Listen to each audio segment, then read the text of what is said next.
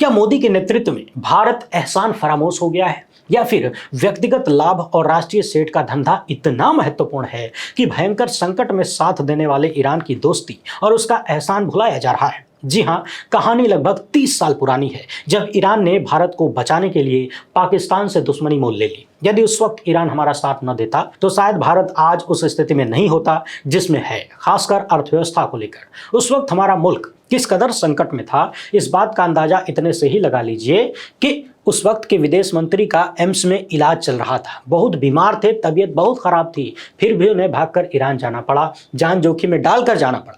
और मामला इतना सीक्रेट था कि एम्स में उनके बेड पर एक दूसरे व्यक्ति को सुलाया गया ताकि किसी को कानो कान खबर न हो कि विदेश मंत्री कहीं गए हैं। पूरी कहानी पर आज हम विस्तृत चर्चा करेंगे, एकदम आसान भाषा में सुनिए और अपने आप से सवाल करिएगा कि मोदी रिजीम में जो हो रहा है, क्या ये नैतिक रूप से एक देश के लिए ठीक है, वो भी भारत जैसे देश के लिए? कहीं इजराइल प्रेम में ईरान का हाथ छोड़ना वैसा ही न हो जाए जैसा अमेरिका प्रेम में रूस से दोस्ती को कमजोर करना हो गया। और ट्रंप ने न सिर्फ अलग अलग मोर्चों पर भारत को धोखा दिया, बल्कि आए दिन बदनाम कर रहे हैं। इस मसले को गौर से सुनिएगा, गौर से। उधर युद्ध के बीच संयुक्त राष्ट्र से यानी यूनाइटेड नेशंस से इजराइल को तगड़ा वाला झटका लगा है। दूसरे साल भी इजराइल ब्लैक लिस्ट में शामिल किया गया है। ये काली सूची किस चीज की है, उस पर भी बात करेंगे। वीडियो को आखिर तक देखिएगा, भक्तों के समझाने में भी मदद करेगा, इसलिए भी ध्यान से देखिएगा, क्योंकि इस मुद्दे पर बहुत कम चर्चा हो रही है, शायद न के बराबर। पहली बार है तो चैनल को सब्सक्राइब करके घंटी बजा दीजिए टन से।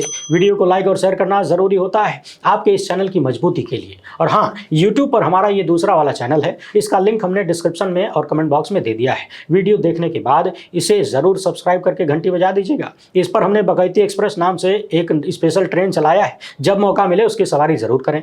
सबसे पहले ये देख लेते हैं कि युद्ध के बीच इजराइल को कैसा झटका संयुक्त राष्ट्र से लगा है। इसे झटका इसलिए कहा जाना चाहिए क्योंकि हाल ही में एक सैन्य ठिकाने पर हमला करने के चक्कर में ईरान की मिसाइल से इजराइल के एक अस्पताल को नुकसान पहुंचा, तो इजराइल के पीएम नेतन्याहू लगे छाती पीटने, और सारा रोना यही था कि देखो देखो अस्पताल पे हमला कर दिया। लेकिन अब यूएन की रिपोर्ट इजराइल के इस पूरे प्रोपेगेंडा को ध्वस्त करने वाली है। लगातार दूसरे साल भी इजराइल को ब्लैकलिस्ट में रखा गया है बच्चों के खिलाफ हिंसा और दुर्व्यवहार करने के मामले में। आपको पता है कि फिलिस्तीन और गजा में इजराइल क्या कर रहा है। गुरुवार को यह लिस्ट सामने आई। अब संयुक्त राष्ट्र ने अपनी रिपोर्ट में कहा है कि 2024 में बच्चों के खिलाफ हिंसा अभूतपूर्व तरीके से बढ़ गई है। इसमें गजा पट्टी और इजरायली सेना द्वारा कब्जे वाले पश्चिमी तट पर सबसे ज्यादा उल्लंघन किए गए हैं। वैश्विक स्तर पर 18 साल से कम उम्र में बच्चों के खिलाफ गंभीर उल्लंघन के मामले 25% बढ़े हैं, यानी बहुत बड़ी वृद्धि हुई है। इस रिपोर्ट में कहा गया है कि बच्चों के खिलाफ 41,370 गंभीर उल्लंघन सत्यापित किए गए हैं। इसमें हत्या, उन्हें अपंग बनाना, यौन हिंसा, स्कूलों और अस्पतालों पर हमले शामिल हैं। इस रिपोर्ट में 2,959 बच्चों के खिलाफ 8,500 से अधिक गंभीर उल्लंघन के मामले शामिल हैं, और इस संख्या में 2,944 फिलिस्तीनी बच्चे थे और 15 इजरायली। उधर गजा के स्वास्थ्य मंत्रालय ने इससे कहीं अधिक आंकड़े बताए हैं। संयुक्त राष्ट्र ने कहा है कि उसने पूर्वी जेरूसलम सहित पश्चिमी तट पर 97 फिलिस्तीनी बच्चों की हत्या की भी पुष्टि की है, और यहां उल्लंघन के 3,688 मामले दर्ज किए गए हैं। यानी सोचिए, जो इजराइल पिछले कई साल से फिलिस्तीन, गजा समेत तमाम क्षेत्रों में बच्चों पर कहर बरपा रहा है, महिलाओं बुजुर्गों पर कहर बरपा रहा है, स्कूलों और अस्पतालों पर हमले कर रहा है, मानवता की खुलेआम हत्या कर रहा है, वो अपने यहाँ एक अस्पताल पर गलती से भी हमला हो जाए तो विक्टिम कार्ड खेलने के लिए निकल पड़ता है। मगर यूएन की रिपोर्ट और उसकी टाइमिंग इजराइल के प्रोपेगेंडा को ध्वस्त करने वाली नजर आ रही। आगे अब इन सारी युद्ध की परिस्थितियों में भारत की स्थिति, ट्रंप के 15 दिन समय मांगने की स्थिति और पाकिस्तान की चाल को समझते हैं। अगले कुछ मिनट तक कान और ध्यान हमारे साथ जोड़ लीजिए। जब विदेश नीति का मुरब्बा बन जाता है तो धन्ना सेठों की गुलामी साफ नजर आने लगती है। पहले गजा में युद्ध विराम के मुद्दे पर मोदी सत्ता ने इनडायरेक्टली इजराइल का साथ दिया, और फिर चीन, रूस, ईरान वाले एससीओ गुट से पल्ला झाड़ लिया। दिसंबर 2024 में फिलिस्तीन की जमीन छोड़ने के मुद्दे पर यूएन में हुई वोटिंग से भी भारत गायब रहा था, और पिछले 11 सालों में भारत ने इनडायरेक्ट तौर पर हमेशा हमेशा इजराइल का साथ दिया है। इसे ऐसे समझिए कि जब नेतन्याहू ने ईरान पर हमला किया तो जिन लोगों को उन्होंने फोन किया उनमें नरेंद्र मोदी भी थे। सवाल यह है कि क्या अडानी का धंधा बचाने के लिए भारत को इजराइल का गुलाम साबित किया जा रहा है? इजराइल के लिए ईरान, फिलिस्तीन और तमाम देशों के साथ रिश्ते क्यों खराब किए जा रहे हैं? लेकिन ये तो होना ही था, क्योंकि विदेश नीति गुजरात का ढोकला नहीं है जो एक ही रंग का होगा। दरअसल मोदी सत्ता के कैबिनेट मंत्री पीयूष गोयल ने आसियान देशों को चाइना की बी टीम कह दिया है। क्या ऐसे विदेश नीति चलती है? क्या ऐसे चीन का मुकाबला किया जाएगा? सवाल यह है कि पीयूष गोयल को जियोपॉलिटिक्स की कितनी समझ है जो इस तरह की बकवास कर रहे हैं। इन्हीं पीयूष गोयल पर अमेरिका के साथ व्यापार समझौते को अंजाम देने का जिम्मा है और ट्रंप ताल ठोक के कह रहे हैं कि वो भारत के साथ व्यापार समझौता करेंगे तो इस समझौते में भारत के हितों का ध्यान रखा जाएगा या अडानी का। जबकि ट्रंप पाकिस्तान के आर्मी चीफ को लंच पर बुला चुके हैं और इसी अमेरिका के दबाव में भारत ने ईरान के साथ अपना रिश्ता लगभग खत्म जैसा कर लिया है, जबकि पाकिस्तान और ईरान में बिल्कुल भी नहीं बनती और दुनिया जानती है कि ईरान को खत्म करने के लिए ट्रंप पाकिस्तान के मुल्ला आसिम मुनीर के साथ लंच कर रहे हैं। सवाल यह है कि अगर भारत ने इजराइल के सामने सेठ के चक्कर में इस तरह से झुकासन नहीं किया होता तो ईरान, पाकिस्तान और इजराइल के मामले में स्ट्रेटेजिक भूमिका निभा सकता था, लेकिन मोदी सत्ता ने एससीओ के बयान से दूरी बनाकर ब्लंडर कर दिया है। मगर यह पहली बार नहीं हुआ है। भारत ने अंतर्राष्ट्रीय परमाणु ऊर्जा एजेंसी में भी ईरान के खिलाफ मतदान किया था ताकि खुद को अमेरिका और इजराइल के साथ दिखा सके और यह सब कुछ अमेरिका और इजराइल को खुश करने के लिए हो रहा है और तब हो पा रहा है जब शायद वर्तमान की मोदी सत्ता भूल चुकी है कि साल 1994 में क्या हुआ था। हालांकि इसे भूलना नहीं चाहिए कैसे ईरान ने 1994 में भारत को अपमान और प्रतिबंधों से बचाया था। बात मार्च 1994 की है। तेहरान एयरपोर्ट पर भारत का एक स्पेशल मिलिट्री एयरक्राफ्ट उतरा। इस विमान में भारत के विदेश मंत्री दिनेश सिंह थे जिनकी हालत खराब थी। वे व्हील चेयर पे थे और बहुत बीमार थे, मगर उनके साथ 3 सहयोगी और एक डॉक्टर भी थे। तेहरान पहुंचने से पहले दिनेश सिंह दिल्ली के एम्स अस्पताल में भर्ती थे, मगर प्रधानमंत्री पीवी नरसिम्हा राव के कहने पर वो अपनी सेहत को दांव पर लगाने के लिए तैयार हो गए क्योंकि मामला राष्ट्रहित का था। दिनेश सिंह तेहरान पहुंचे तो उनका सिर्फ एक मिशन था, ईरान के उस वक्त के राष्ट्रपति अली अकबर हाशमी रफसंजानी को एक व्यक्तिगत और गोपनीय संदेश देना। और यह मिशन इतना गुप्त था कि सिंह के तेहरान दौरे को छिपाने के लिए दिल्ली में उनके एम्स अस्पताल के बिस्तर पर यानी बेड पर किसी और को दिनेश सिंह बनाकर रखा गया था।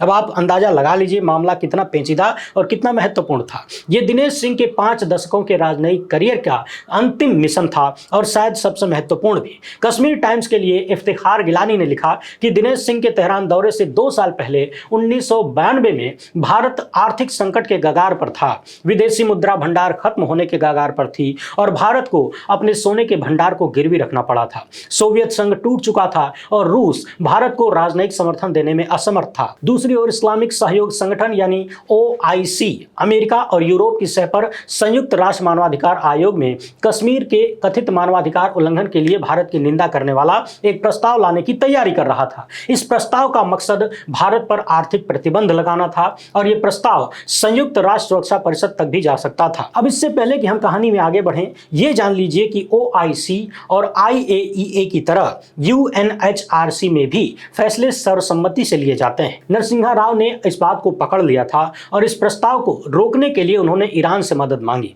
अगर ईरान इस प्रस्ताव का समर्थन नहीं करता या इसका विरोध करता तो OIC में प्रस्ताव फेल हो जाता, पाकिस्तान और उसके आकाओं की चाल फेल हो जाती। उधर दिनेश सिंह तेहरान पहुंचे तो ईरानी विदेश मंत्री अली अकबर वेलायती ने प्रोटोकॉल तोड़कर खुद हवाई अड्डे पर उनका स्वागत किया। भारत के विदेश मंत्री को व्हील चेयर पर देखकर वो चिंतित हो गए। उन्होंने पूछा कि इतनी नाजुक हालत में क्या जल्दबाजी थी, क्यों आए हैं? दिनेश सिंह ने मुस्कुराते हुए उनका जवाब दिया और ईरान के विदेश मंत्री को एक औपचारिक पत्र सौंपा। यह पत्र कुछ और नहीं था, भारत की राजनयिक अपील थी। मतलब भारत ने ईरान से मदद मांगी थी, मदद साल 1994 में।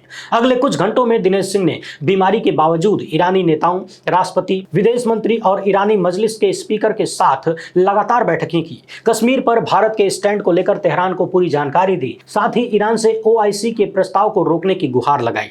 उसी दिन शाम तक दिनेश सिंह दिल्ली वापस भी हो गए और सीधे अस्पताल पहुंचे, लेकिन जाने से पहले उन्हें ईरानी राष्ट्रपति से एक वादा मिला था। भारत को बचाने के लिए ईरान हर संभव कोशिश करेगा। यही वादा था कि भारत को बचाने के लिए ईरान हर संभव कोशिश करेगा।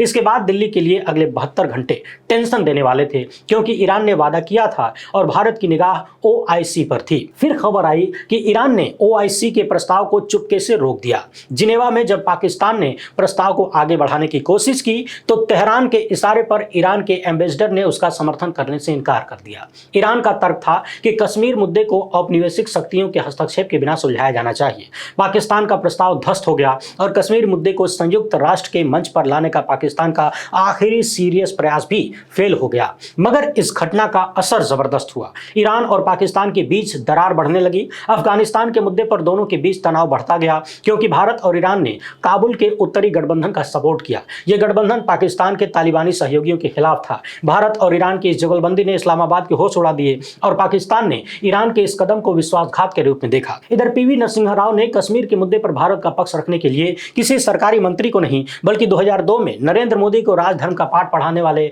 अटल बिहारी वाजपेयी को मैदान में उतारा। अपने शानदार ओजस्वी आवाज में निरंतर पॉज लेते हुए नेता विपक्ष अटल बिहारी वाजपेयी ने संयुक्त राष्ट्र में जो भाषण दिया उसने पाकिस्तान के हर प्रोपेगेंडा की नींव हिला दी। इस प्रतिनिधिमंडल में वाजपेयी के साथ विदेश राज्य मंत्री सलमान खुर्शीद और जम्मू कश्मीर के पूर्व मुख्यमंत्री डॉक्टर फारूक अब्दुल्ला भी थे। बाद में वाजपेयी और फारूक अब्दुल्ला ने इस राजनयिक सफलता को खूब भुनाया, हर मंच पर अपनी भूमिका की खूब बात की, मगर वे इस बात से अनजान थे कि दिनेश सिंह का तेहरान मिशन पहले ही नींव तैयार कर चुका था। पूर्व प्रधानमंत्री नरसिम्हा राव ने कभी इस सफलता का श्रेय लेने की कोशिश नहीं की, मगर अपने राजनीतिक प्रतिद्वंदियों को इस जीत में हिस्सेदारी लेने दी, उन्हें रोका नहीं और दिनेश सिंह के गुप्त मिशन की निर्णायक भूमिका को भी कभी उजागर नहीं किया। दिनेश सिंह को आज कितने लोग जानते हैं? सबको संयुक्त राष्ट्र में वाजपेयी का भाषण याद आता है, लेकिन डिप्लोमेसी पर्दे के आगे नहीं बल्कि पीछे का खेल है। ईरान के इस सपोर्ट का भारत ने कभी एहसान चुकाया हो, सामने से ऐसा देखने को सुनने को कम ही मिलता है। ईरान को जब अपने परमाणु कार्यक्रम के चलते प्रतिबंधों का सामना करना पड़ा,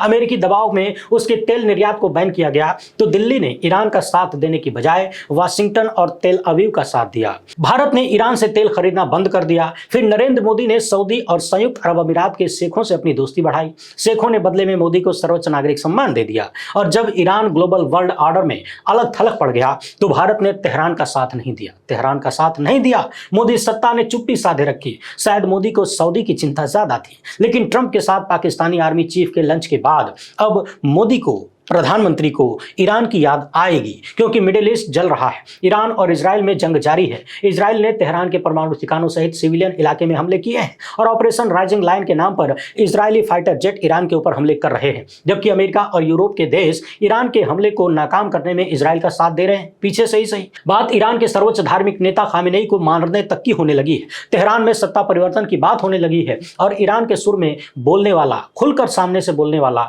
शायद कोई नहीं है। पुतिन भी ट्रंप के साथ डील करने को लेकर चुप हैं, इशारों में बोल रहे हैं और ईरान के लिए ईरान के सुर में बोलने वाला फिलहाल खुलकर कोई नजर नहीं आता।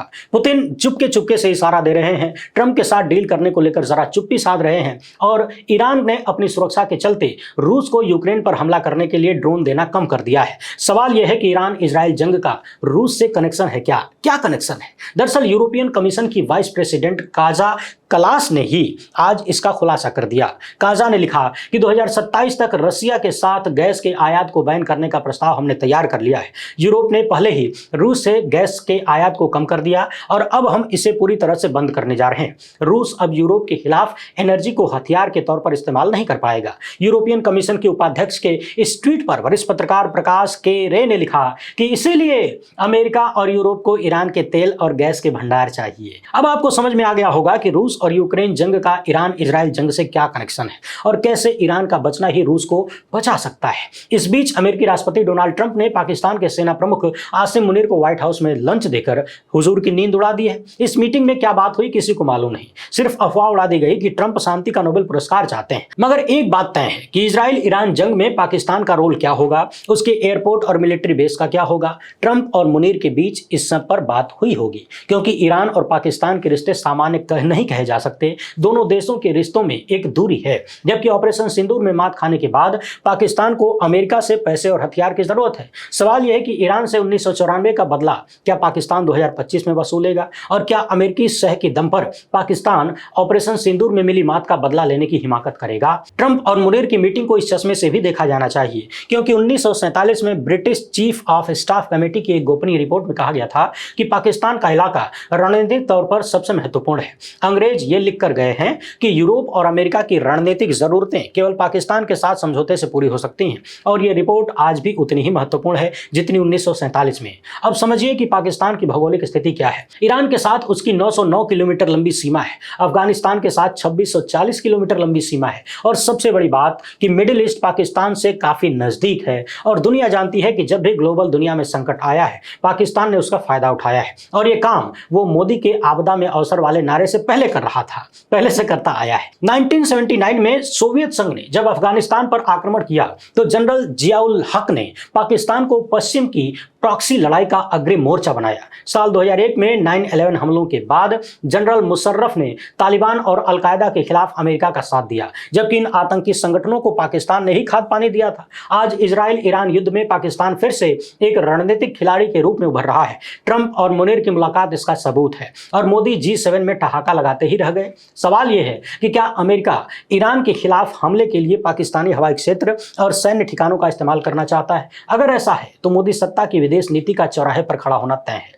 मोदी की कोशिश अमेरिका और इजराइल का लाडला बनने की थी, मगर ट्रंप ने आसिम मुनीर को लाडला बना लिया। ईरान में भारत का बड़ा निवेश है, चाबहार बंदरगाह और क्षेत्रीय कनेक्टिविटी जैसे बड़े प्रोजेक्ट्स हैं, लेकिन इजराइल को खुश करने के लिए मोदी ने ईरान को जो किनारे किया वो तेहरान भूला नहीं है, शायद भूलेगा भी नहीं। चाहे बात IAEA में ईरान के वोट देने की हो या SCO के बयान से दूरी बनाने की, और ये सब कुछ 1994 के हालात के खिलाफ है। मिडिल ईस्ट में इजराइल का एकमात्र मकसद किसी भी पड़ोसी देश को परमाणु बम बनाने से रोकना है, भले ही वो शांतिपूर्ण परमाणु कार्यक्रम के लिए हो। इसलिए साल 2025 में इजराइल लगातार ईरान के परमाणु ठिकानों पर हमले कर रहा है, वैज्ञानिकों को मार रहा है, मगर वो ये काम आज से नहीं कर रहा है। उसने 1981 में इराक के ओसिराक परमाणु रिएक्टर पर हमला किया था। साल 2007 में सीरिया के अल किबर फैसिलिटी पर भी हमला किया था, और अब यही काम वो ईरान के हवाई स्पेस में घुसकर कर रहा है। मगर इजराइल का ये प्लान उसके लिए उल्टा पड़ सकता है, क्योंकि तेहरान पहले ही 60% शुद्धता तक यूरेनियम संवर्धन कर चुका है, और 90% शुद्धता हासिल करने का मतलब है कि परमाणु बम बन सकता है। एक कहावत है कि किसी को इतना न डराओ कि डर खत्म हो जाए। सवाल यह है कि अमेरिका और इजराइल जिस तरह से ईरान को बर्बाद करने पर तुले, अगर ईरान ने डर को समाप्त करके अपना वो काम कर दिया जो नहीं करना चाहिए, अगर ईरान ने अपने परमाणु बम का टेस्ट इजराइल पर ही कर लिया तो क्या होगा? इजराइल का तो भुट्टा बन जाएगा। कहा जाता है कि एक को बम कायदे से गिरा दिया तो निपट जाएगा। जरा सोचिए, अभी जब ईरान की मिसाइलें ही इजराइल की हवा निकाल रही हैं, तो फिर अगर बात परमाणु हमले तक पहुंच गई, उसके टेस्टिंग तक पहुंच गई, तो क्या होगा? उसमें भी ट्रंप ने ईरान पर हमला करने से पहले 15 दिनों का टाइम ले लिया है। सवाल यह भी है कि क्या इजराइल खुद को 15 दिनों तक बचा पाएगा, क्योंकि आयरन डोम और पैट्रियट डिफेंस सिस्टम को ईरान ने ध्वस्त करते हुए तेल अवीव तक मिसाइलें मार दी हैं, भीतर घुस के चारों तरफ मिसाइल मार रहा है, और 15 दिन बाद अमेरिका इस जंग में कूदा तो ईरान उत्तर कोरिया की तरह नॉन प्रोलिफरेशन ट्रीटी से हटने और IAEA के अधिकारियों को खदेड़ने का फैसला ले सकता है, और फिर तेहरान कुछ ही घंटों में परमाणु बम बना भी सकता है। ट्रंप के दोहरेपन का हाल यह है कि वो ईरान के साथ कूटनीति की बात करते हैं, फिर हमला करने की धमकी भी देते हैं, जबकि अमेरिकी खुफिया एजेंसियों और IAEA का कहना है कि ईरान परमाणु हथियार नहीं बना रहा है। फिर भी ट्रंप ने इजरायली हमलों का समर्थन किया। सवाल यह है कि अमेरिका और यूरोप चाहते क्या है? वरिष्ठ पत्रकार प्रकाश रे ने लिखा कि अमेरिकी राष्ट्रपति ट्रंप के 2 हफ्ते में फैसला लेने की बात हजम करना मुश्किल है। शायद वे युद्ध का विरोध कर रहे अपने समर्थकों के शांत होने का इंतजार कर रहे हैं, या फिर ईरान की सैन्य क्षमता घटने का इंतजार कर रहे हैं। दरअसल इस पूरी जंग में परमाणु बम वाला मामला है ही नहीं। ईरान ने समझौते से कभी मना नहीं किया था, मगर इजराइल के कहने पर अमेरिका और यूरोप तेहरान के पूरे परमाणु कार्यक्रम को ही बंद करना चाहते हैं, जो ईरान कभी होने नहीं देना चाहता और न ही सरेंडर करेगा। इसलिए अब सब कुछ ट्रंप पर टिका है। अगर अमेरिका इस जंग में नहीं कूदा तो इजराइल अकेले ईरान का मुकाबला नहीं कर पाएगा, उसका भरता बनना तय है। वैसे आपको क्या लगता है, क्या 1994 का ईरान का एहसान भारत को यूं ही भुला देना चाहिए, सिर्फ सेठ के फायदे के लिए, या फिर इजराइल ने हमारा कुछ ऐसा दबा रखा है जिसके दबाव में सब आते जा रहे हैं, चाहे वो विश्वगुरु हो चाहे राष्ट्रीय सेठ? अपना जवाब कमेंट बॉक्स में जरूर लिखिएगा। फिलहाल इतना ही। हमसे जुड़ने के लिए बहुत बहुत धन्यवाद। जय हिंद।